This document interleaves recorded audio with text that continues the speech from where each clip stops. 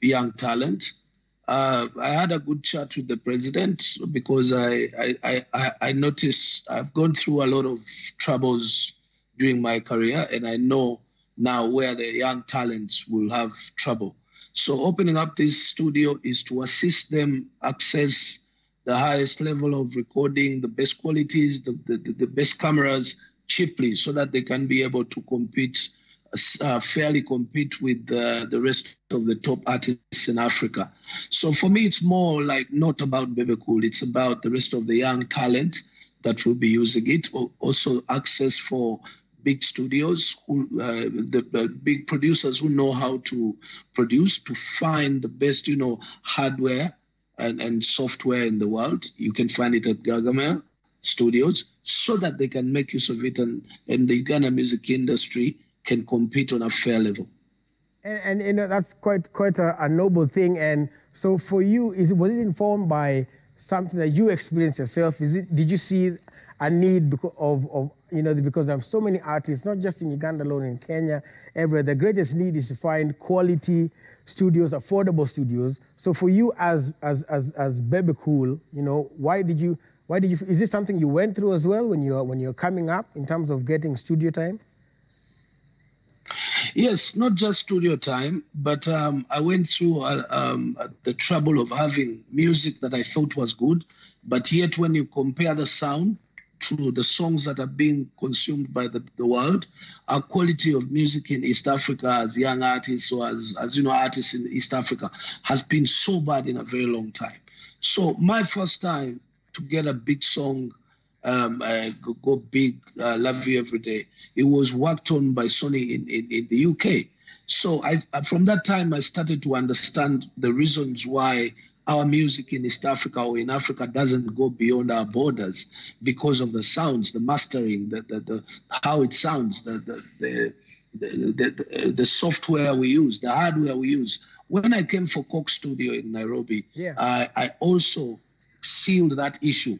It is so important for us to mind about the quality of music. A song will not go far because the people who want to hear that song, or who might hear it, may throw it out because of the quality.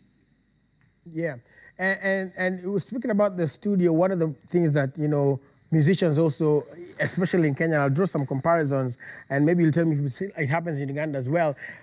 Support from stakeholders, from corporates, from government as well. Did you receive any government support in setting up the studio? Was the president involved?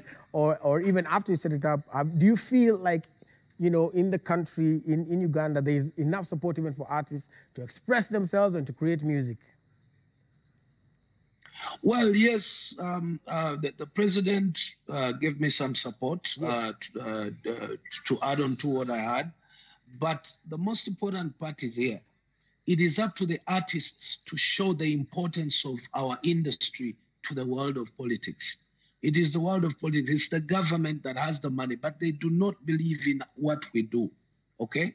So people like I had to work so hard, but musicians in Uganda had to work so hard to get the platform, a platform that would make the politicians listen, a platform that would make the politicians understand the importance of artists. How big are artists? What is the use of artists? How far can they go? So if you're here in Uganda, there's been politics and music intermarried for the last 3 to 4, 5 years. So now, right now, the government takes the music industry so serious, the entertainment industry so serious. So now we're starting to leap into finding our seat on the big table, so that besides just sports, besides just any other, income earning, music is also given its seat on the table of big. Yeah. And I know you are planning, in terms of, even like we said, the COVID is changing a lot of things, right? So I know you're planning, there's a concert that you'll be part of, We Are One Africa, as well. Yes. Maybe you can tell us about how that concert has been planned out, and what it aims to do. Well, We Are One Africa. I mean, today the biggest problem right now is COVID-19, and we cannot fight it unless if we come together as Africa. So far, what is happening in Africa is not as bad as what is happening on the other continents, but we still cannot let it happen at any level. So we have to come together as one, using all the platforms possible to be able to fight COVID. So we can fight COVID through media, we can fight COVID through music, we can fight COVID through so many. So as musicians, we're coming together as in Africa, okay, to be able to communicate the importance of following what World Health Organization has asked us to be able to follow what our ministers in our countries, our respective countries are telling us to do, to be able to increase, to intensify on the need, on the importance of social distancing, washing hands, so that our funds or our communities in Africa can be saved. So this concert is also to support, to put the moral support behind the people who are on the front line, the doctors, the nurses, who are not scared. They're scared, but they don't have a choice. They have to be there. They have to save the day.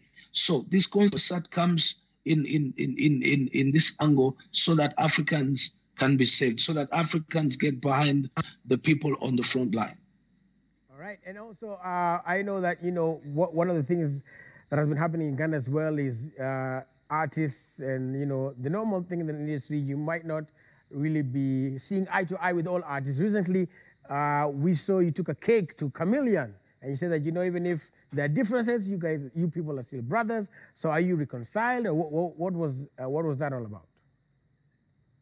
Yeah, we always have issues as artists, as business. But I mean, Chameleon is my young brother. I brought him to Nairobi. Yeah. We did a very good job with Red Sun, Chameleon, and Bebe Cool, the Steins of the Beats of the Season, so many years. We really did a big job to put up the East African industry together. So we are now 40 plus, and we're still going strong in music. But I mean, we're family people. We take care of each other.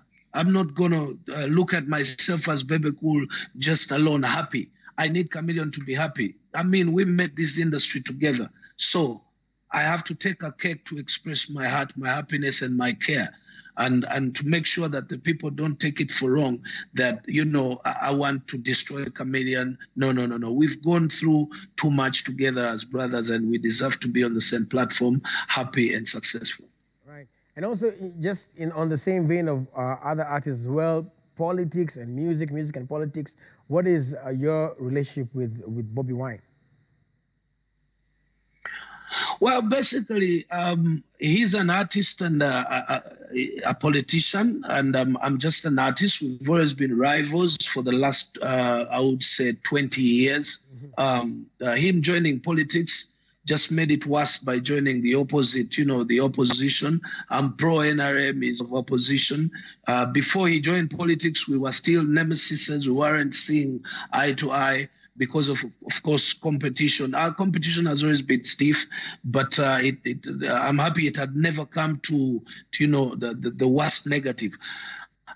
Today, as we speak, we are old men still. We look at, we forego what is happening between us, and we look at what may be most important, and that is how we can build our country and better it from all angles. He chooses politics. He chooses to go better the country, to try to do something about it, to improve on whatever he claims through politics. I still do what I have to do through music to see that Uganda is a better place, and the music industry is a better industry for young people to benefit. All right. Well, I tell you what, we look forward to you and the concert. I know it's going to be happening between 8th and 10th of this month, so basically this weekend. And so we're looking forward to seeing how that is going to be virtually. I want to say a big thank you to you, Bebe Cool, for coming through, for talking to us. Any last words to your fans? Well, basically, of course, my fans in Nairobi, Kenya, I love you so much, and thanks for the love I've gotten from you people. Kenya is the roots. That's where the roots of my music come from. I've done music with the likes of Nazizi Waire for the East African Bashment Crew, the Fire Anthem. I've done music with Sauti So. I'm looking forward to doing more music with more, young talent, so that I can export import some more talent back here, names in here. But I also want to see the Kenyan music industry, most especially the DJ fraternity, inviting more music from East Africa, mainly from Uganda. Because when you play more music from Uganda and you play it in Kenya, the Kenyan industry gets competitive a bit from within East Africa. What do you learn? You get new sounds, you get new beats, you get new ideas from neighbors. We have to keep, working together as East Africans. It's the only way we'll be able to compete with the likes of West Africa, because West African people are working together. And South Africa is such a big country, it's working and it's moving. So we need to come together as East Africa. We're not only going to let politicians work as East Africans. No, even in such things like sports, we have to come together. Even in fraternity like the entertainment fraternity, we must come back together. And that's my call for the people. All right. Well, thank you so much, Bebe Cool. Make sure you follow him also, Bebe Cool UG, on Instagram. And the concert is going to be happening. We are one after call process. From that, we'll go to the Wabebe. COVID. Wabebe, say one more time. Wabebe. Wagwan. Bebe wabebe. I'd like to say Bebe wabebe. Bebe wabebe. Hapo sawa. I like that. Bebe wabebe. Yeah, asante sana. So again, we are on Africa the concert going down. All proceeds go to AMREF COVID-19 Fund to help tackle COVID-19 in Africa. So you can tune in to different platforms for that. Wagwan, as we proceed to give you what you need, Boot Bite, Vicky Pondis. And it's a new segment. And again, if in case you're just joining us, so Boot Bite is when we talk to different